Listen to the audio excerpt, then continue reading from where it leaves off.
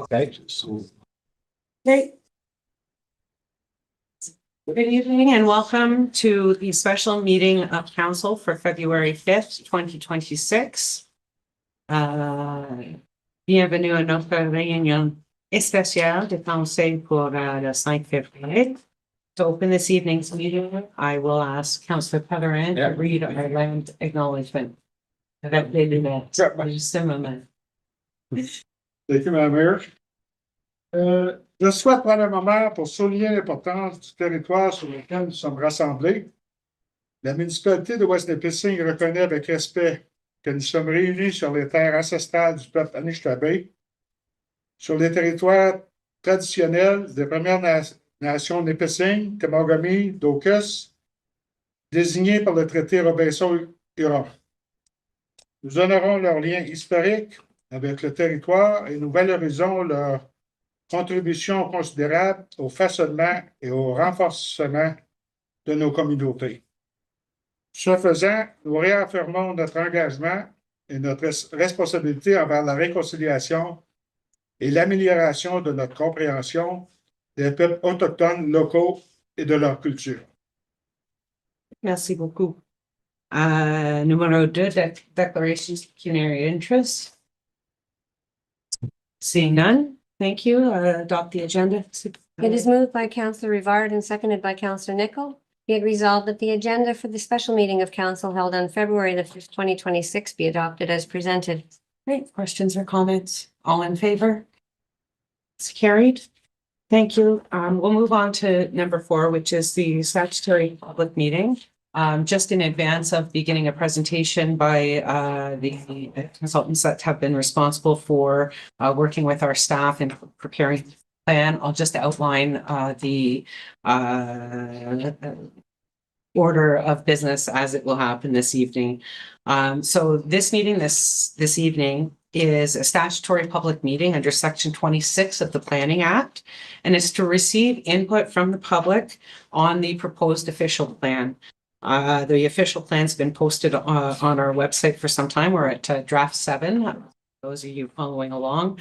And council will consider all of the feedback received tonight at a future meeting. So all of the comments and questions will be consolidated and presented to all of council for discussion at a meeting to be scheduled in the future.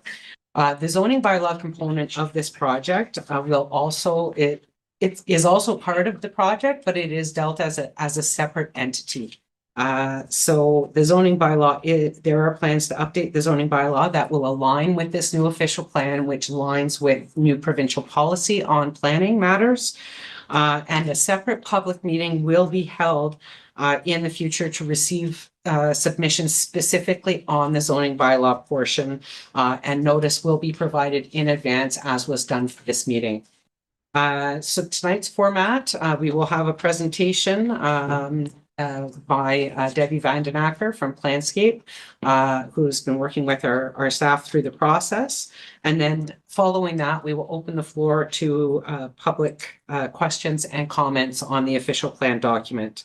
If you wish to speak, I ask that you raise your hand. When you're acknowledged, please rise, come to the podium.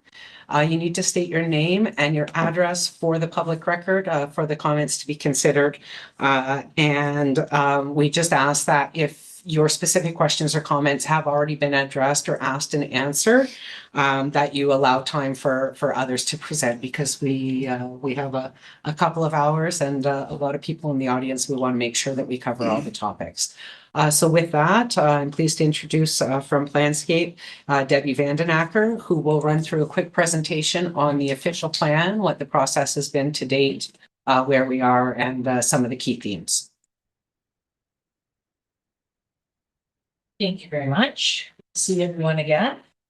Thank you everyone for coming. I'm sorry my back is to you, but as well. Thank you for your time and your attention. We have a presentation. Everybody's there. But I'll just make sure, can everyone in the audience hear okay? I was thinking this way, you can hear me? Just you need a microphone. Yeah, Mike?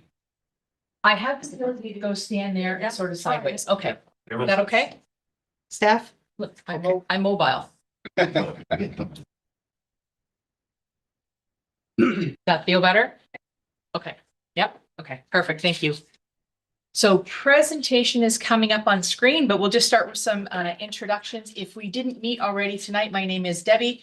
I am the senior planner on this project for Plantscape. We're out of Bracebridge. Ryan is in the back corner there hiding, big wave. He's been working right along with me on this project. So next slide, please.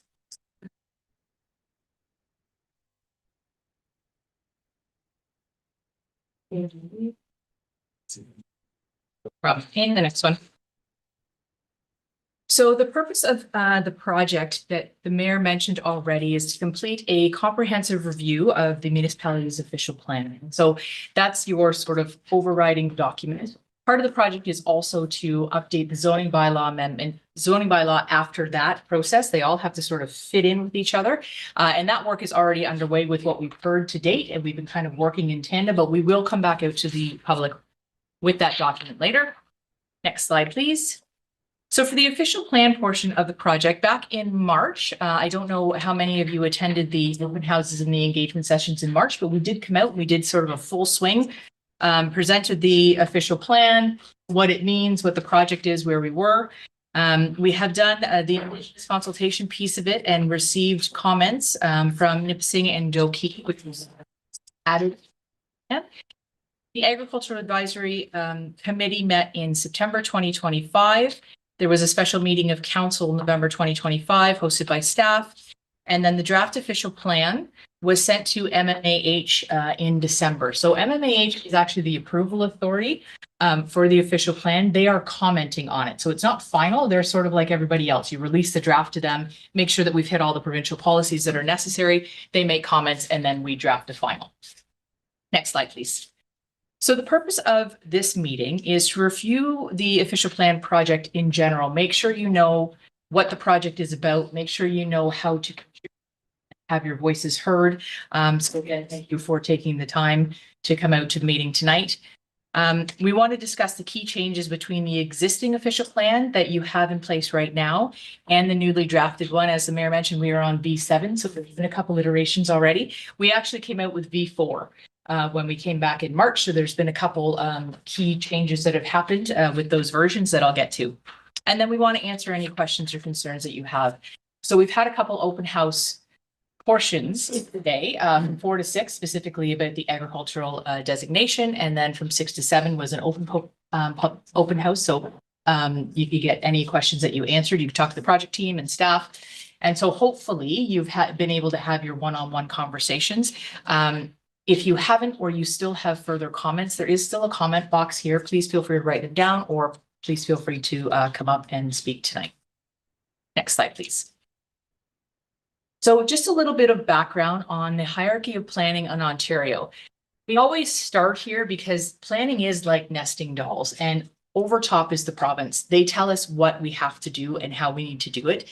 Underneath that is your official plan. So you already have one in place right now. The province tells us that you need to update that every 5 or 10 years. We are in that process now. And then beneath that is the zoning bylaw. And the zoning bylaw, as you know, that's the details, right? That tells you how far back from the property line your house can be built, those kind of things. The official plan is almost like the vision of how you want your community to grow into the future. It's those higher order and higher level policies. Next slide, please. So just a little bit more about the OP versus bylaw. The Planning Act, which is that provincial level that governs things, tells us that you need to update it every 5 years or have a new one created every 10 years. So your existing official plan is from 2011. So this is a new OP. It is intended to be that motherhood policy document that provides direction. And then underneath that is the zoning bylaw. That's that blunt instrument. So the bylaw doesn't allow you to have sort of discretion. If 10 feet is your setback and you need 9.5, then you need to amend the zoning bylaw. So it is intended to be that rule of law versus the official plan that is intended to guide how things grow. Next, please. So this is the structure of the new official plan. This is literally just the table of contents. And so what we tried to do very generally at a high level is make it as efficient as we could, make it as user-friendly as we could. These are planning documents. They're not particularly easy to read, nor are they particularly fun to read. But if you like policy, if you like to understand how the municipality finds growth acceptable and what that's going to look like. That's what you'll find in here. So we start with the basis and we work all the way through to the schedule. So when I refer to a schedule, all I mean is the maps in this plan. So they were up when you came in earlier, if you were here earlier.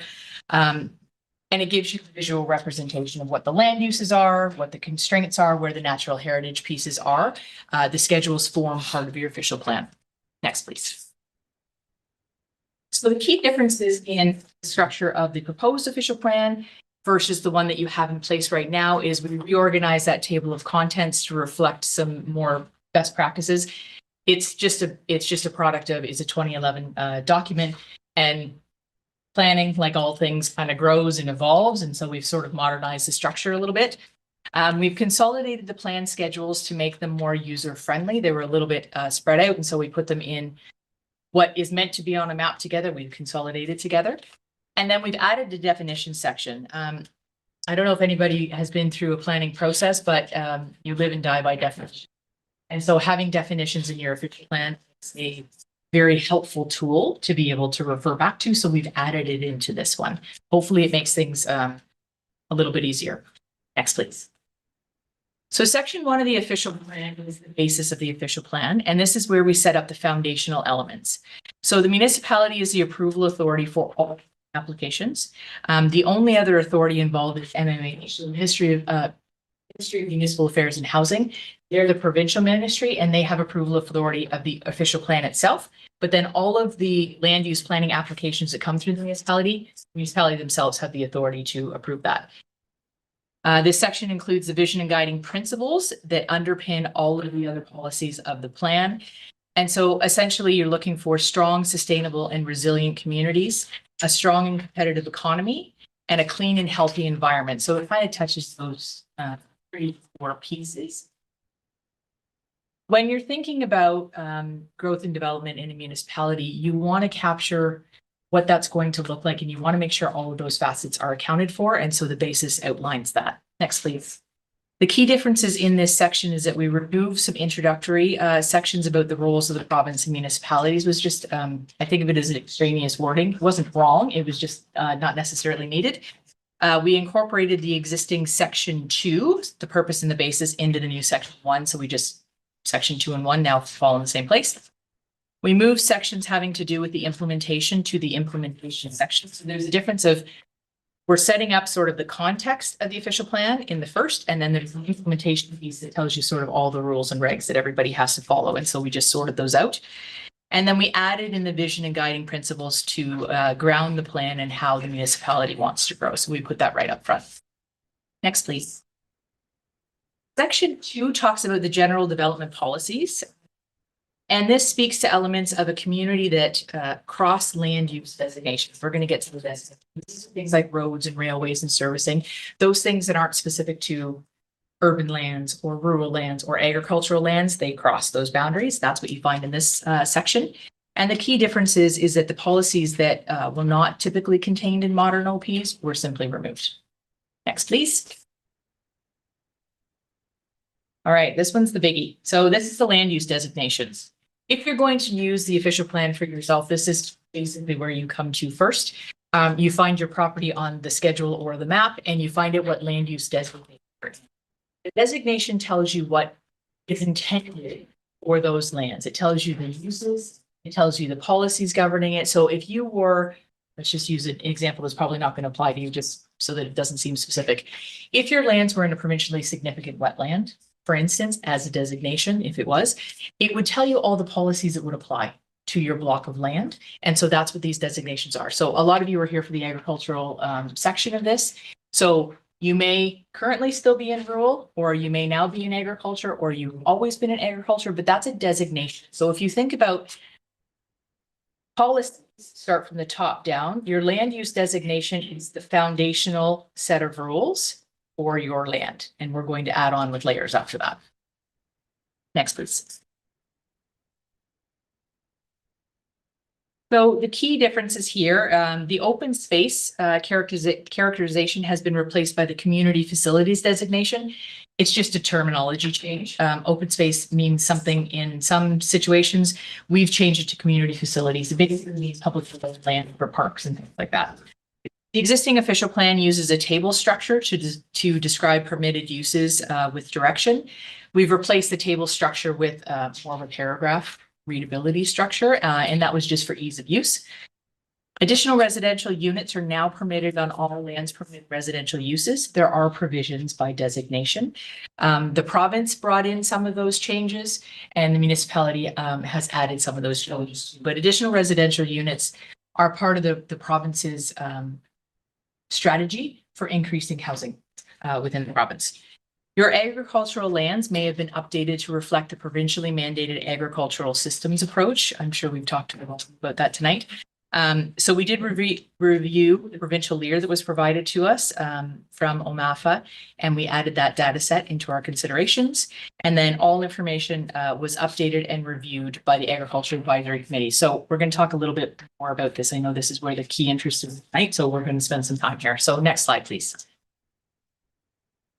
So the way that the agricultural designation was developed was that you have a current ag designation official plan right now. We took that, and our firm does a lot of agricultural work throughout the province, and so we use our experience and our expertise in that field to review the aerial mapping. So we look at property codes, who's currently farming, we look at the aerial imagery, and then we suggested a designation, a new map. That designation and that new map went to the Agricultural Advisory Committee. And so the Agricultural Advisory Committee is made up of what I consider to be local expertise that can tell us, they understand the land base, they know what exactly this parcel looks like when you're driving along the road, things that we don't know. So we can do this high level exercise. The Agricultural Advisory Committee is providing the local expertise to this exercise. Once we refined the first version of that the Agricultural Advisory Committee, then we notified that province is releasing a province-wide LEAR. A LEAR is a land evaluation area review study. And basically that means the province has looked at where they're going to create designations all across the board. So I don't know how much you know about this sort of across the province, but in Southern Ontario and especially Southwestern Ontario, all of this has been done many years ago.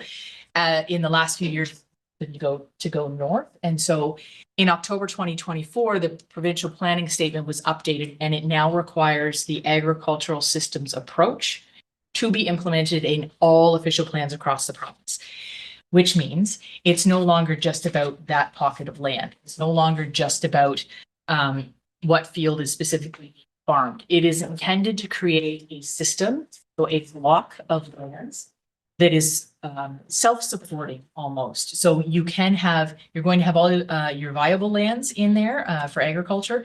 You're also going to have some poor quality lands in there, because by not allowing the lower quality lands to be divided, you strengthen the agricultural system as a whole. That is the provincial policy. That's the guidance that we have to follow.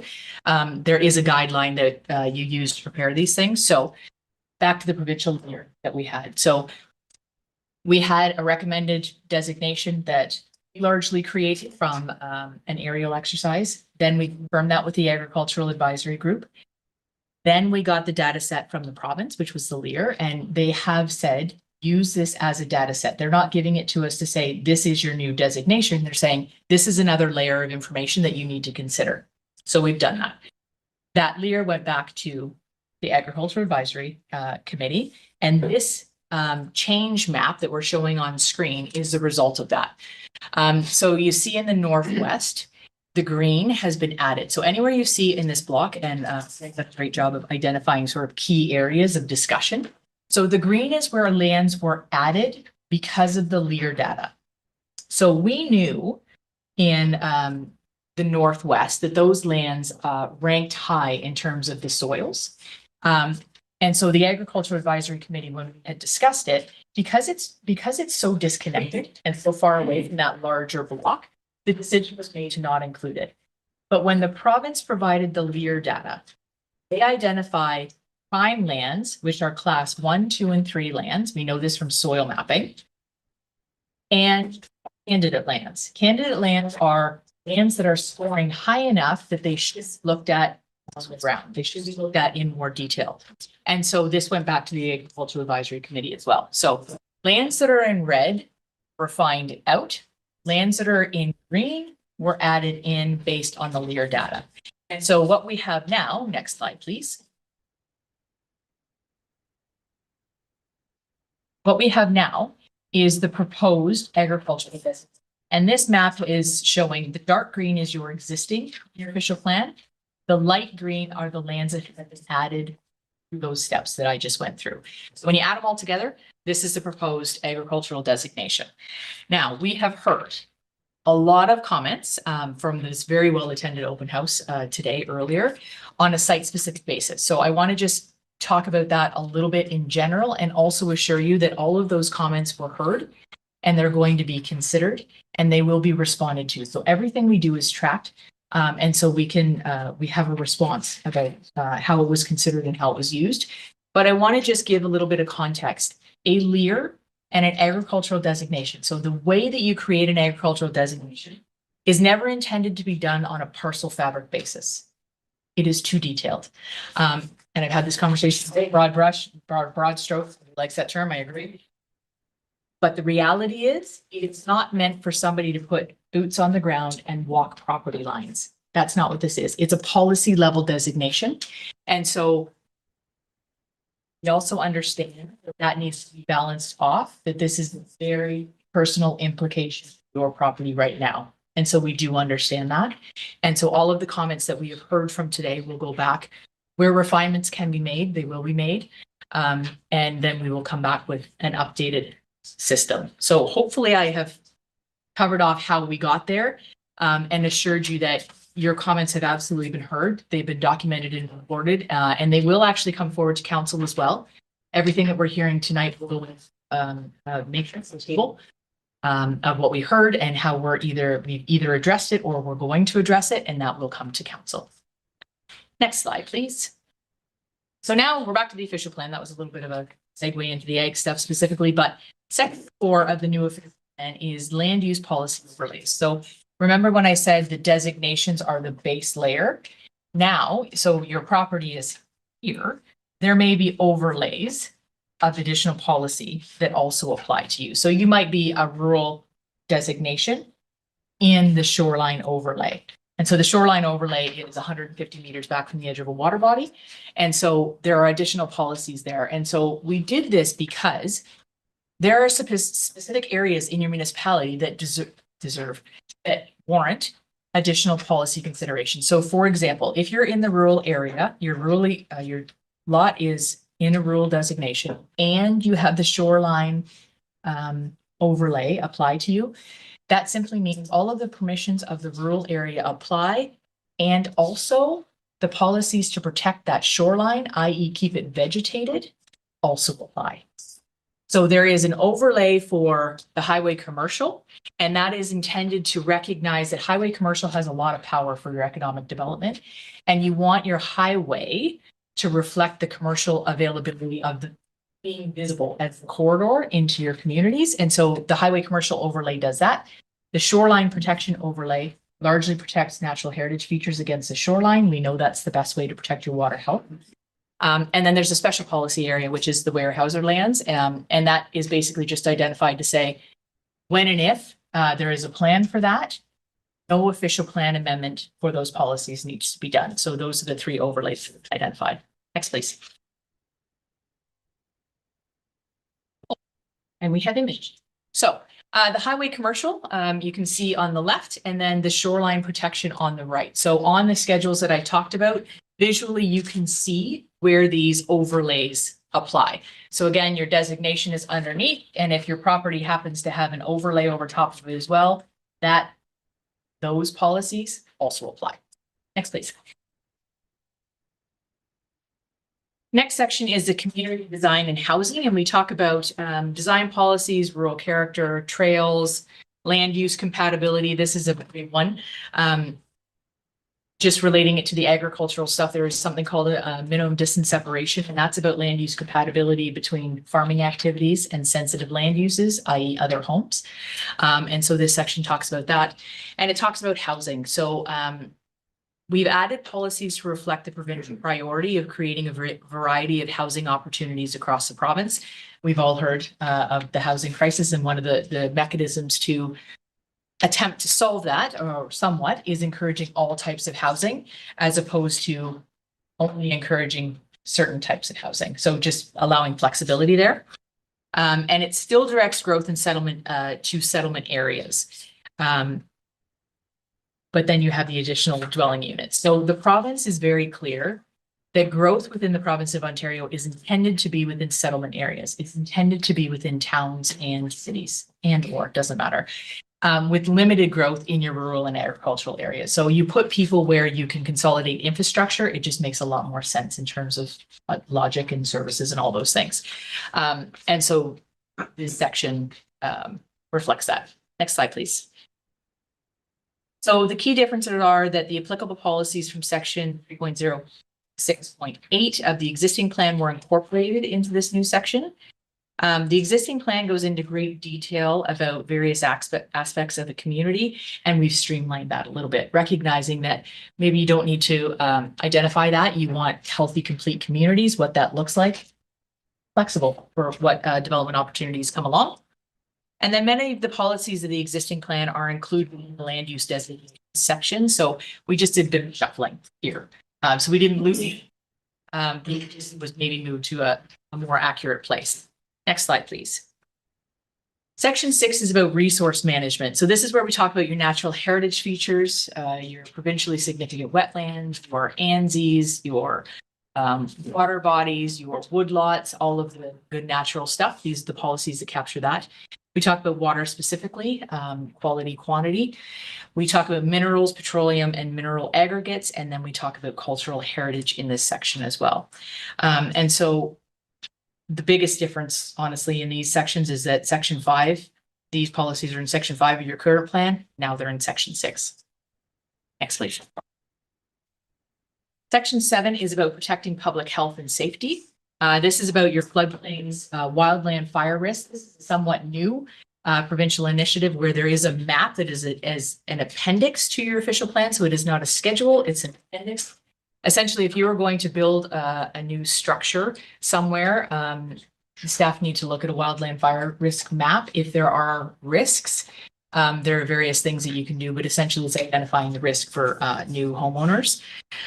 This talks about steep slopes and erosion areas, waste disposal sites, contaminated sites, and abandoned mine hazard. So again, your policies were sound and solid. They've just been into the new section 7, which used to be section 6. Next, please. So secondly is the interpretation and implementation piece of things. This is usually where people that work in planning, this is sort of where we live, but it's largely administrative. It tells you how and what you can do and what tools are available. We did also bring lot creation policies. We broke them out of the land use designations and we consolidated them into the interpretation and implementation section to make it easier. So when we do this, we try to think about who's using it and what's the easiest way to use it. Creating a new lot is one of the key ways that residents will go and use an official plan. So now all of the lot creation policies are in one place for easy reference. Next, please. Lot creation, because it's of interest to lots of people, we've broken this out a little bit. Plans of subdivision are required for creation of more than 4 new lots.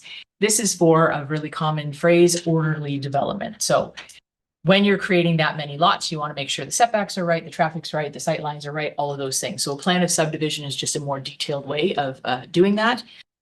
Lot creation is not to have negative impacts on drainage patterns, affect the developability of the remainder of the lands. I'm going to skip a little bit of this. It has to comply with MDS, create walkable neighborhoods, all those things. Next slide, please. So lots in the waterfront area are intended to be 1 hectare larger. If they are smaller, they have to demonstrate appropriate private servicing. That just makes sense. Can you get a well and septic on the size of lot that you're proposing? Lots in the ag designation can only be created for agricultural use at a minimum of 25 hectares. or as a surplus farm severance. And so that is a provincial policy where you have more than one farm and you've got more than one house. If you consolidate the operation on paper, you can sever off a surplus house. And so the province has done that so that larger farming operations don't have to be landlords. You don't have a bunch of houses sitting there rotting on lands because there's nobody in them. Rural lot creation is permitted with no size requirement.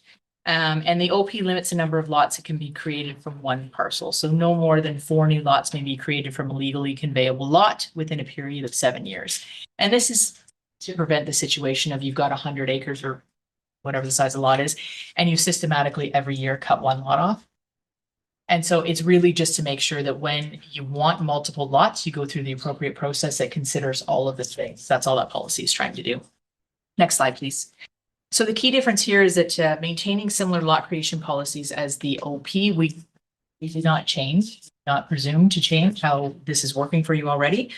And that lot creation policies have been removed throughout the document and consolidated for easy reference. So those are the main changes there. Last page, please. This is also the last section.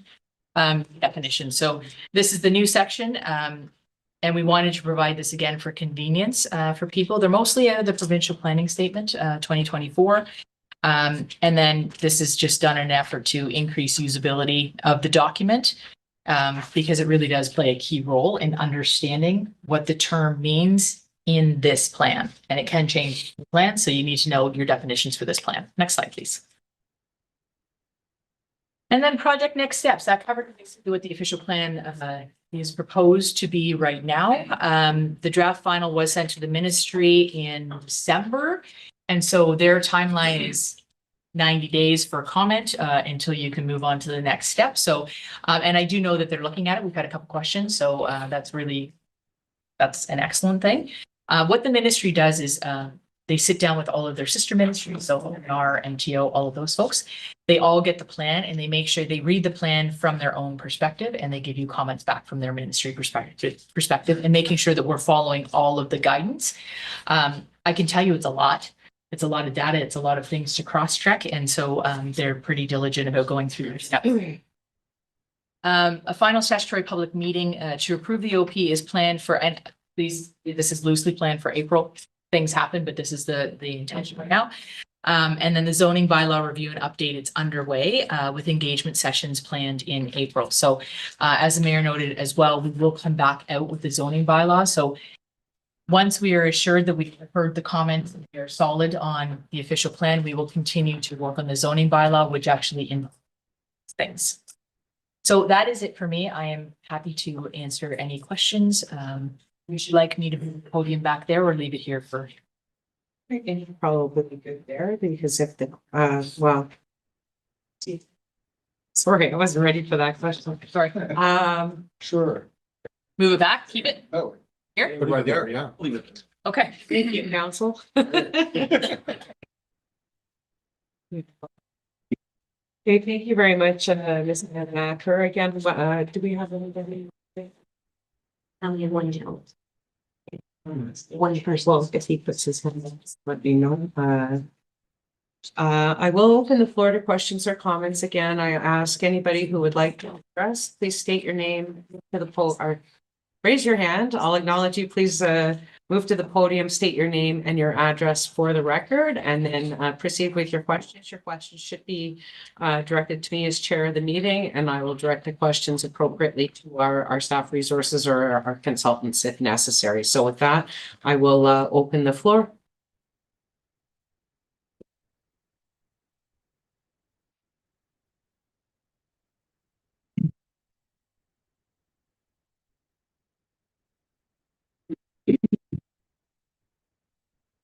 My name is Mark Boswell. I'm at 272 Poirier Road in former Caldwell Township. I have a concern about the size of the agricultural property, making it designated for the whole property. I have 160 acres and less than 40 of it is agricultural or could be reclaimed as agricultural as Mother Nature has taken it back quite well. I also on that 40 acres have 3 large rock outcrops, a house, a large pond, and 2 main drains that take away from the agricultural land. is there possible exemptions from being made agricultural? I'll have Ms. Vanden Acker answer that question. Exemptions is a difficult word. Let me clarify. Right now, we're trying to establish the new designation. So now is the time for those property specific inquiries. The policies later on, once the designation is in place, will only allow lands to be removed from that. So if your intention is to sever, if you were to come forward with an application to sever, you would have to be supported with something that demonstrates that your lands should not be in the agricultural designation. And so I'm hoping that you wrote this down and your address down, and we can have a specific look at your property. I think you had, you were here earlier, right? Yeah, so we will have a look at it and we will bring forward the conclusion. I can't promise that it would be exempted or accepted.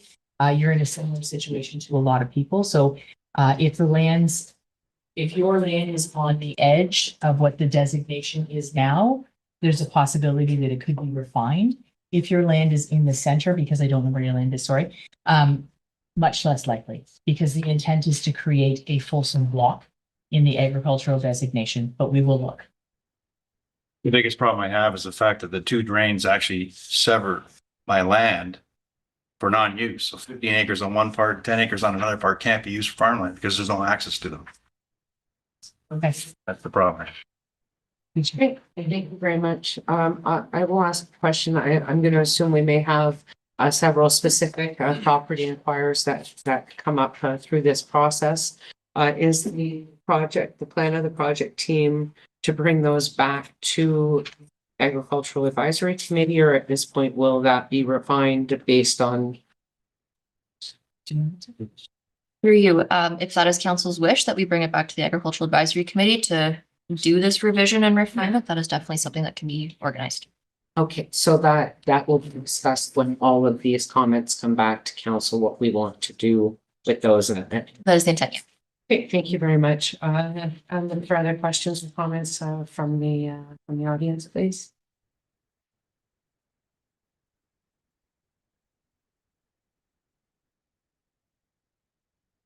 At the back, please.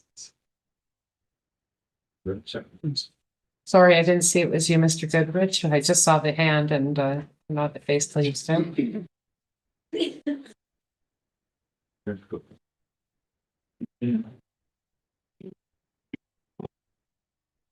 Good evening, and thank you for the opportunity this evening. We have worked with the planners. We've spoken with them. I had submitted an application, or I'm sorry, a letter into Samantha identifying a few areas that we thought were worthy of some consideration. And one of the areas I believe was on Poitier Road, like this gentleman was just mentioning as well. I hadn't seen it before until tonight, but it was some of the LEAR mapping with respect to the agricultural designations. And the LEAR mapping, as Debbie has pointed out to us, is where the province has identified these areas as being provincially significant for agriculture. And so if council hasn't seen it or has a copy of it, it's this particular mapping as well, with the orange and the heavier green designations on it as well. And many of the areas, so when we look at the lands that are now designated for ag, many of them are outside of the areas that are considered provincially significant. And it does have a very serious impact on the people that have invested in these properties under the existing official plan, that thought that they had certain rights to the land, and the value of the land was based upon the ability for lot creation to also support the farming operations on the land. So some of the lands that are now currently designated are well outside of what is considered provincially significant. One of the areas that we had identified in my email was the land south of Rainville Road, and certainly those areas are well outside of the provincially significant areas. There were a couple of small areas of residential development that have been included primarily because of the ag system approach.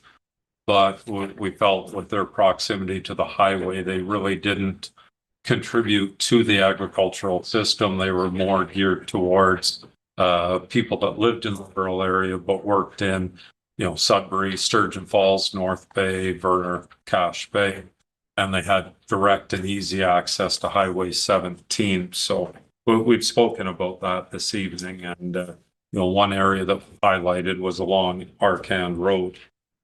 So one of the issues too is that by designating additional lands as being part of the ag system, the municipality is giving up an opportunity for municipal tax assessment on new lot creation. So it definitely has a financial ramification to the municipality. The Boat River was another area that we'd identified.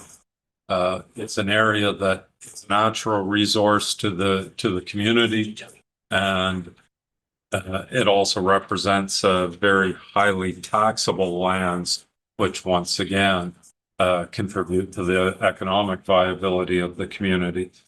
So we just wanted to bring up a few of those points and make sure that we're not unnecessarily sterilizing lands that could be put to a more productive use, both for the property owner as well as for the municipality. So thanks very much for the opportunity. Thank you very much, Mr. Goodrich. We do have a copy of your letter in our packages here as well. Okay, other questions or comments, please?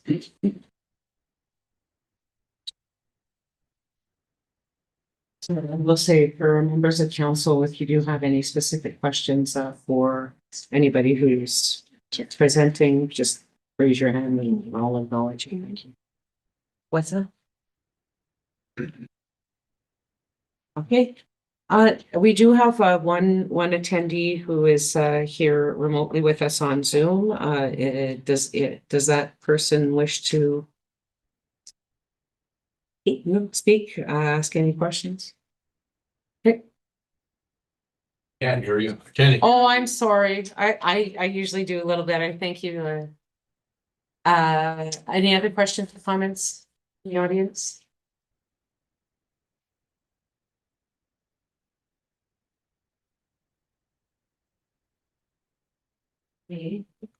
Cool. Okay, there we go. Please come to the podium. I don't know if I'm at the wrong meeting, but I was under the impression that we were gonna discuss the new laws, or that they were gonna be putting in for trailer, that the amount you can have on the.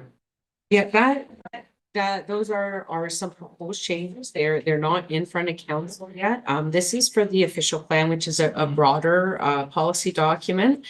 The potential changes that you're talking about will fall under the zoning bylaw. The draft of that is underway, and there will be a specific meeting just like this for the zoning bylaw. We're probably looking at late March or April for that to come back, and there will be notices on social media and on our website for that, for the public announcement for that as well. Okay. And I will let you know, if you go onto our website for the what's called the official plan update, there's a whole section there, and you can actually sign up with your email address, so that if you're not a big social media user per se, you would get the notification directly by email with the details of upcoming meetings. Okay. Other questions or comments? Please come forward.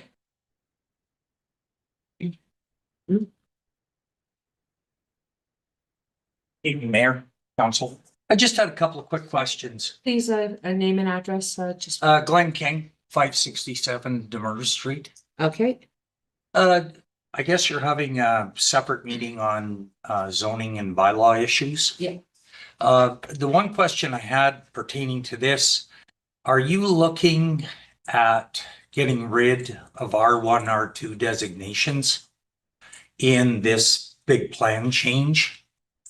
It is likely because that, under the new provincial planning statement, which is the direction that we're given from the provincial government, all residential, single-family residential properties are eligible to have up to three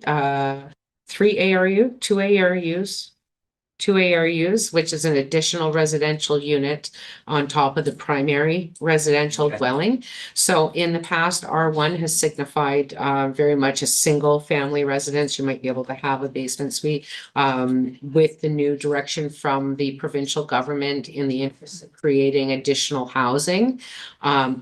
Basically the regulations between R1 and R2 become irrelevant because both those types of property, am I doing this right? Both those types. No, you're okay. No, I'm asking the professional planner, because I think I have the answer, but I do. Wait, right, you're on, Mark. I just- Sir? That answers my question. Yes. As, So. as a residential property owner, Mhm, I rely on the R1 designation when I look for bylaw enforcement. mhm, And if you eliminate that, mhm. you're opening a tide to something that you're not going to be able to police. Okay. And I don't know how overworked your bylaw enforcement is now because go it's been through- understaffed. Yeah. You do an excellent job, don't get me Oh, yeah. wrong. Yeah, Not here to throw a stone at bylaw. But there's only so much you can manage. But if you open the gate, then we as private property owners are going to feel the pinch. Second part of that is with increased development in our residential neighborhoods. And I've spoken to my counselor about that as well, is it puts pressure on our services, our access, and our privacy. So I'm not against development. I'm not against increasing occupancy. I know the provincial government has a big push on to develop housing. So does the federal government. But with 100,000 homeless in Ontario right now, and that's the provincial government stats, you're not going to plug that dike. We have 3.1 million undocumented illegal immigrants in Canada right now. So we've got a real problem. And as a small community, we're not going to be able to take that. A managed development in residential neighborhoods, great. But if you come down to Demers Riverfront, take a look at what's progressing down there. And I've even had city staff mention to me that it's mhm. not supposed to be happening. But unfortunately, unless a neighbor complains, and then you've got to get into the pitch fight with another neighbor, nobody will look at it. So that's a big pitfall as well. I would ask you to bring those concerns back to the meeting that is specifically in regards to Right. the bylaw, because those specific items aren't covered within the official plan per se, outside the designation that. Yeah, that was my main pinch point, Yeah. was the designation. And Yeah, if you get rid of that, you're gonna open a floodgate. But the issue with that is that the direction on that piece comes directly from the province, and it is specific language within the Planning Act that tells us we must allow. I'll pass the floor to my planner. Well, can you not take that back to the minister? So if I may through you, the Planning Act starts at a provincial level, Yep, understand it. requires every urban service residential piece of land. So any property that has full municipal water and sanitary service, we have to allow that single residential plus your 2 additional units. Even as if our zoning bylaw right now says you're only allowed 1, that supersedes it. We can't write policy that tries to go against that at a provincial level. The problem is with our services, particularly down in that area, I don't know if they're built to service that. And that increased demand. Our roadways are a concern down there. So like you're going to over densify a neighborhood significantly with 2 and 3 add-ons. We have a couple of properties down there with 6 private personal vehicles on a property. Plus multiple recreational equipment, personal recreational equipment. The properties are becoming flooded. So I'm just asking question of how you're going to get around this. I would say that that's probably something to be brought at the zoning bylaw because it is very policy specific. But with the understanding that we are in that our policies that we develop. No, I respect that. Yeah, I'm just concerned, really concerned about the elimination of R1, R2. Because that's been our benchmark as a private property owner. But I'll leave it there. Yeah, please, and when the zoning bylaw meeting comes up, that would be probably the appropriate place to bring that, because that's when we'll be defining those specific zones. Okay. Is there a staff representative we can talk to in the midterm? Yeah, so that would be Samantha Willick. Okay. I believe I have a voicemail from you, so Yep, last week. we'll chat with you tomorrow about it, Okay, Please call me. We'll talk further. for sure. okay. Thanks very much for your time, Mayor. Thank you Pleasure. so much. Thank you for coming. Other questions or comments?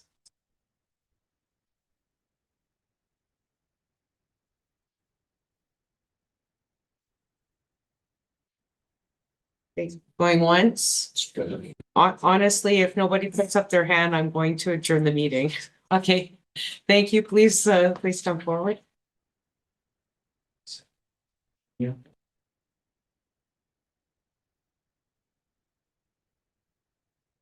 Hi, I'm Don Goulet. I'm Paul Goodridge's partner. One question that I kind of think that everybody here has is the land designation.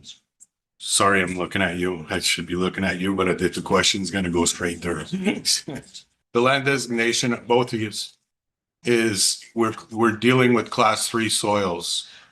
Again, we've seen the OMAFRA map that you've shown us. We've gone on the outside. I think a lot of these people don't understand what that means. And in layman's terms, from what we see, you guys are taking this as that those lands are part of the class 3 soils that from a 1978 map that we've gone through and looked at. There are sections in there that are really far away from any zone designation from OMAFRA.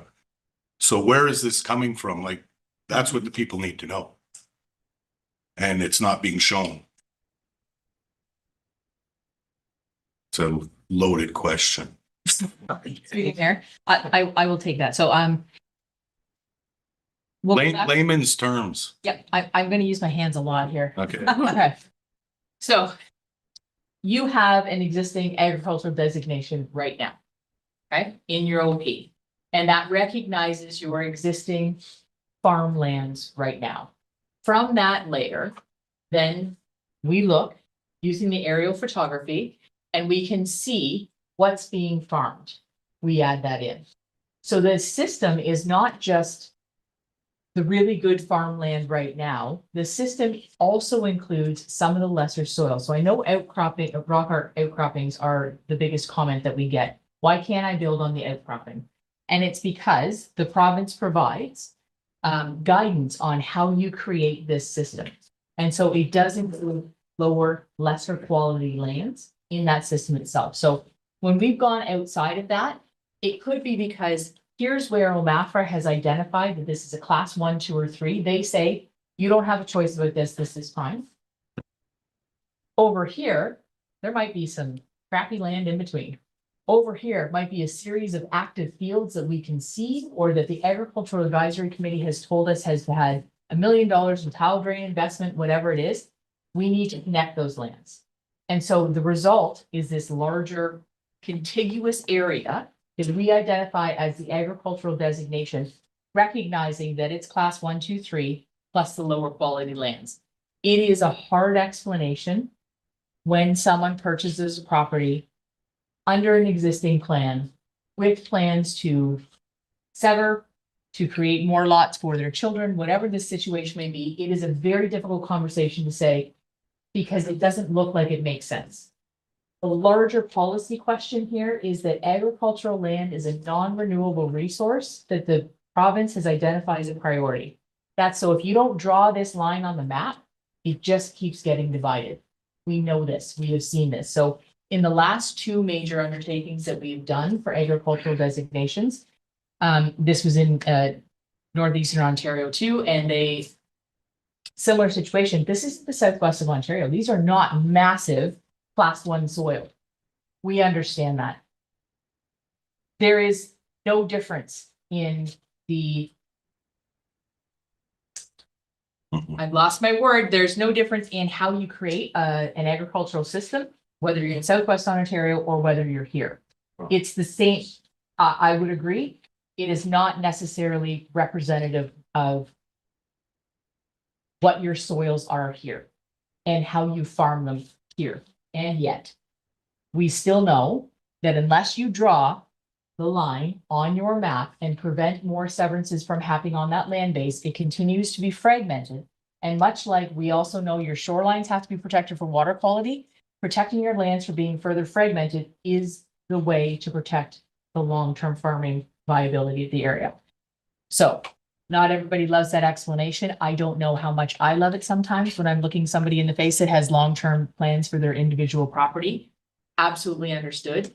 Where we can amend, we will amend. Where we have to follow the process, we have to follow the process. Hope that helps.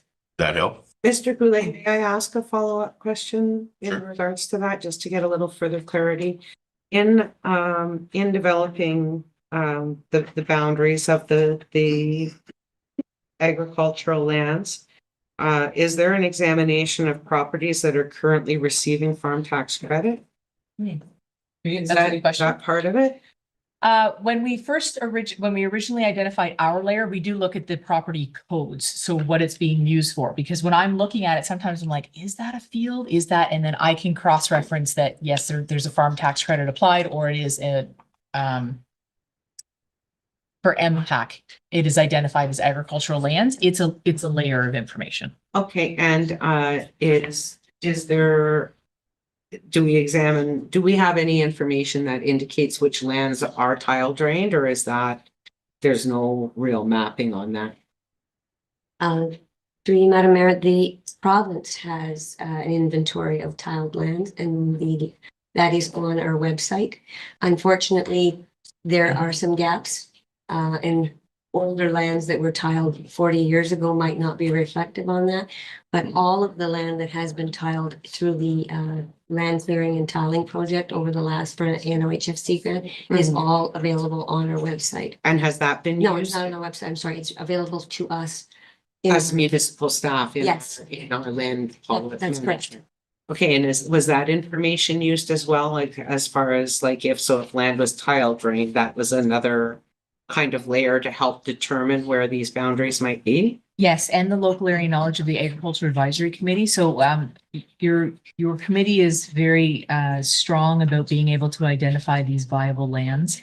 And that's what's being farmed and what's been invested in and all those kind of things. So we've been relying on that as well to add to the data layers that we can see on screen. Okay, and the municipal drains, does that have an impact, or does that have any reference point to? Because municipal drains can also serve drainage on, municipal drains can also serve drainage on non-agricultural properties, correct? So that the municipal drains would not necessarily be a good indicator of, okay.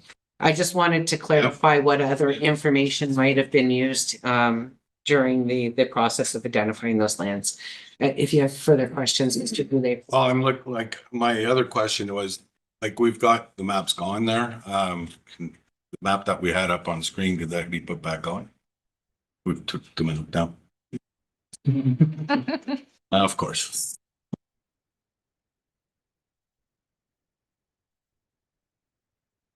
Just one talking with them. Yeah, that's what I'm talking about, but I want everybody to see it, kind of thing, do things. So the south, I'm gonna say the southwest corner way down there. That has come up from what? The Agriculture Advisory Committee identified that area had a lot of land improvements on it. Okay. The stuff off of Canal Road, the way that it has been sectioned off, which would be glasses. The down by, yeah, right in there. Why was it sectioned off from the road? It's a question, like, these are all questions that are coming up that I'm afraid. I just wanted to clarify, Sam wanted to answer me through you. So in that case, my understanding is that the Agricultural Advisory Committee, because it wasn't included first, and then the red is identified from OMAFA, that because there's so much fragmentation along that roadway, they thought it was appropriate to set it to the boundary in the back of those lots.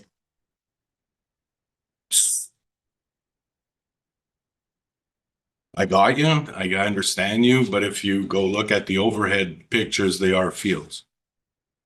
Right up to the road, you mean? Yes. Okay, so I don't want this taken away from them. I think this is a good idea. I think it should be implemented elsewhere. right, and so the caveat on that, we understand where your areas of concern are, is that we don't create pockets within the system. So if it's within a block and you've got a road that's got a whole bunch of teeth, a whole bunch of parcels already created on it, they're still included in the system so that you don't create a pocket within it. That's the bottom line of why they're there. Does everybody understand that? No. So because you didn't hear me or because I need to explain? Explain. Okay, so I Through the chair. okay? Yeah. Yeah. So roadway, whole bunch of already fragmented lots have been created. Sometimes it's included in the designation, sometimes it is not. The area that we're talking about here, it's not. Those fragmented lots are not included in the system. The decision was made at the Agricultural Advisory Committee not to include those residentially created lots in this area. The question is, why then are these included? And the answer is because removing this creates a donut hole in the system. That's the bottom line and what it comes down to. Also, the implication of being included in the designation for agriculture is that you cannot further divide. And so having small residential lots already there within the agricultural designation has no actual impact on them. They're not being divided further.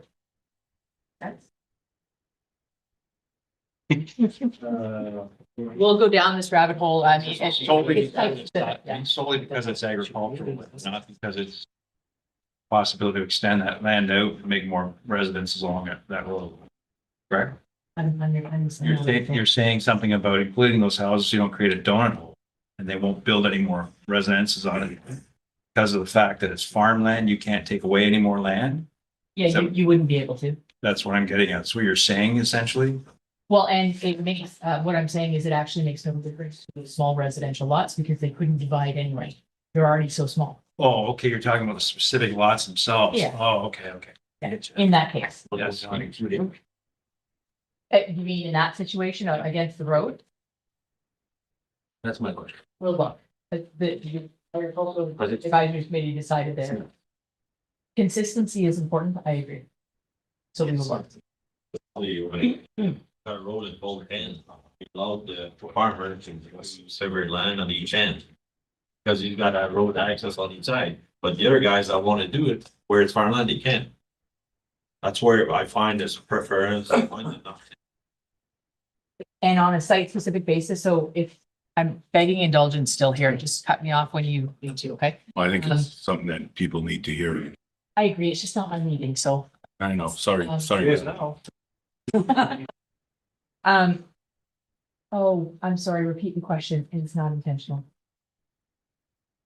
Well, Severing lots at each end, these people can sever lots at each end if they own rights. Right, I just wanted to remind everybody that this is not meant to be done on a site-specific parcel by parcel basis. This is supposed to be a policy overlay. And we recognize that it gets very complicated when you own the parcel of land. And so we try to create the edges along defined borders, roads, parcel fabric, features, water. In order to do that, sometimes it's split designation for one reason or another. But there's a lot of reasons why the line is where the line is. And I just wanted to remind you that it's not meant to be it's not, I'm not supposed to look at your property and then look at the next door neighbor's property. We're not making decisions in that way. Does that make sense? Okay. So when you're talking about features, like there are some lines here that were determined by features. Bush line, if it's all bush that hasn't, that hasn't been developed, still could be still farmland, which is not part of some of these areas. I don't want to get into that because, like I come from down south. I've seen this happen. They'll cut down everything that's there, it becomes farmland, and we lose that part of the aspect of it. I'm looking at some of these areas that, and everybody's looked at this map. We've been at this for what now, over a year and some? Yes. There are bushlands in there that can't be done. There's rock in there. And I know if, like, I'm using the Poetti and Rainville place, that area there, anything down to the south is rock. But we've seen that there's a few fields in there, so we're designated to keep the block, all of that area. I think that's something that needs to really be looked at a little harder than going with the system. There are other ways of creating those lines. It is one of the areas that we absolutely have marked for further follow-up. And so I can't go through them all, and I'm not going to, but that's something to me needs really, for the people that are here, that's something that needs to be looked at. Because if they've got a 20-acre field on 100 acres, that's all that's farmable, and they're in that system. In the middle, I understand it, but on the fringe, maybe there's something else that can be done. And I like that word, on the fringe is where the refinements to this. The middle part, it's gonna be tough. But the fringe, at least there's a chance. There is, yes. Is it? Thank you. Very much. Thanks.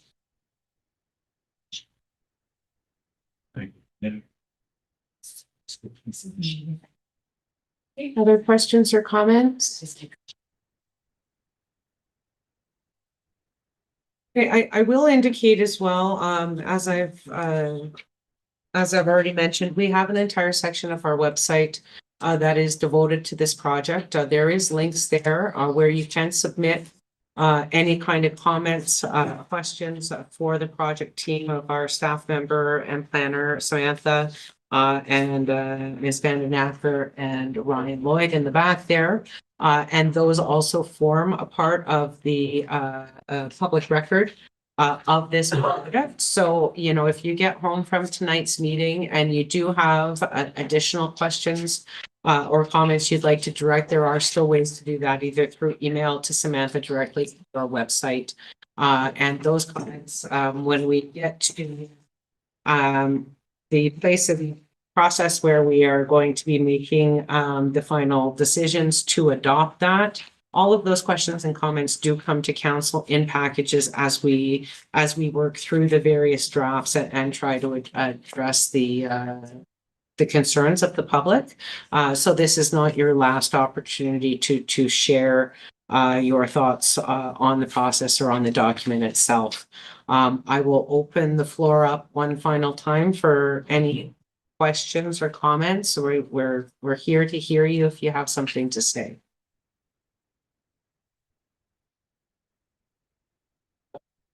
Okay, I see none in the Zoom room. No hands waving in the Zoom room. Mayor, Okay, Councillor Pellerin, you have a question?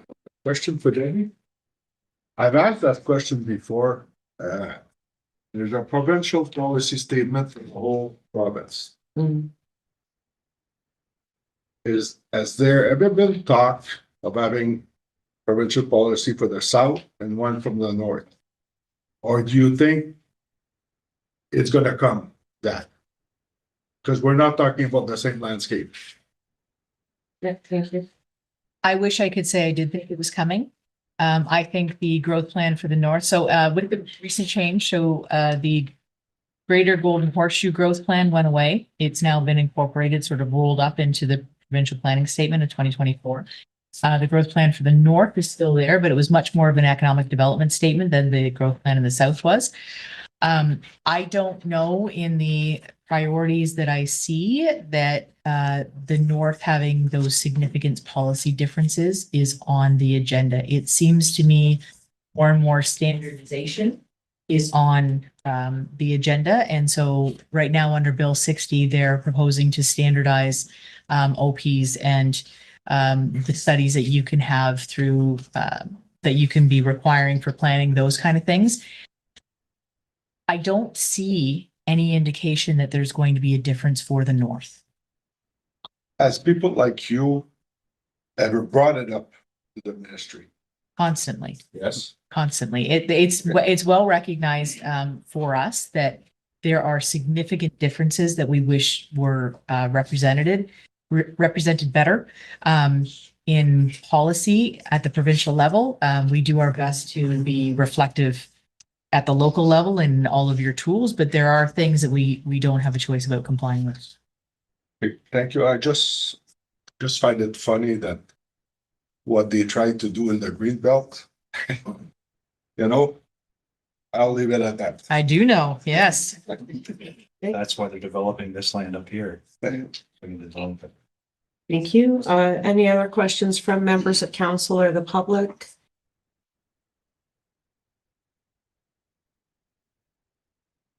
Okay. Okay. We were at the wrong meeting, but it was really interesting. Yeah, it was, you know, it's been a very interesting process for our entire council. Like the official plan document that we have here is a 100-page document. The one that we're coming off of is 150 pages. The provincial planning statement runs about 50 pages. So if you're like really into this stuff, like some of us around this table, it was a lot of reading and a lot of learning, and it was really, really interesting process just to learn how all those policies play together and how as a council, you know, we set the policies to try to see a vision for the community long term. So it has been a very interesting process. Thank you for that comment. Other questions or comments before we go? I'm about to have Madam Clerk read the adjournment, so speak now or. It is moved by Councillor Nicol and seconded by Councillor Rivard. Be it resolved that bylaw number 2024-09 being a bylaw of the municipality of West Nipissing to confirm the proceedings of council at its meeting held on February the 5th, 2026 shall come into force and take effect on the day it is passed. Questions, comments, all in favor? Carried. It is moved by Councillor Nicol and seconded by Councillor Rivard. Be it resolved that the special meeting of council on February the 5th, 2026 be adjourned. Okay, all in favor? Carried. Thank